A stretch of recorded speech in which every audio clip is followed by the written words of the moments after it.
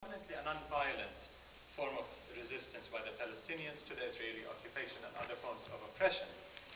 It took Israel about a couple of months to shut down all 6 Palestinian universities. And all 1,194 schools were shut down soon after. A year after, all kindergartens were shut down, of course for security reasons. Birzeit University, Hebron universities, and others were shut down for more than 4 consecutive years. We did not hear much about academic freedom then. Palestinian academics started having classes underground. Palestinian students held with books in their bags were arrested. You were not allowed to go to class, you were not allowed to carry textbooks. Palestinian teachers were not allowed to teach.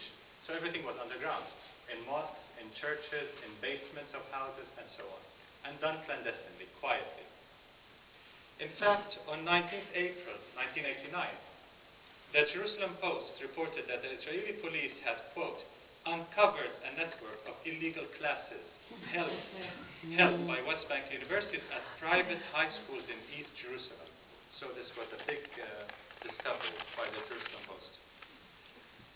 But those were the good old days of the occupation when universities were just shut down. Now we move forward to 2008, 2009, and universities are destroyed physically, as Israel has done during its war of aggression on Gaza, destroying several buildings in the Islamic University of Gaza and other universities as well as scores of schools, including private schools, UNRWA schools, UN-run schools, and so on. In fact, the UN fact-finding mission, headed by Judge Richard Goldstone, a South African, very preeminent judge, who happens to be Jewish and who happens to be a Zionist, who's very committed to Israel, with deep roots in Israel. The fact-finding mission came up with a very condemning statement about what Israel has done in Gaza, condemning it for war crimes, even crimes against humanity. I'll just read a short quote of the Goldstone brief summary.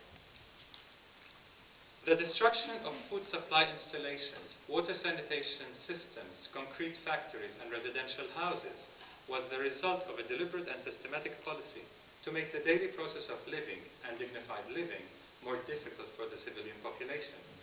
The report goes on, Israeli forces also humiliated, dehumanized, and carried out an assault on the dignity of the people in Gaza through the use of human shields, unlawful detentions, the vandalizing of houses, graffiti on the walls, obscenities, and racist slogans.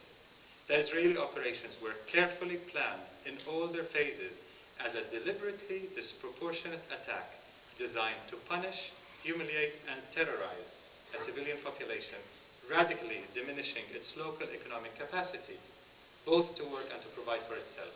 End of quote.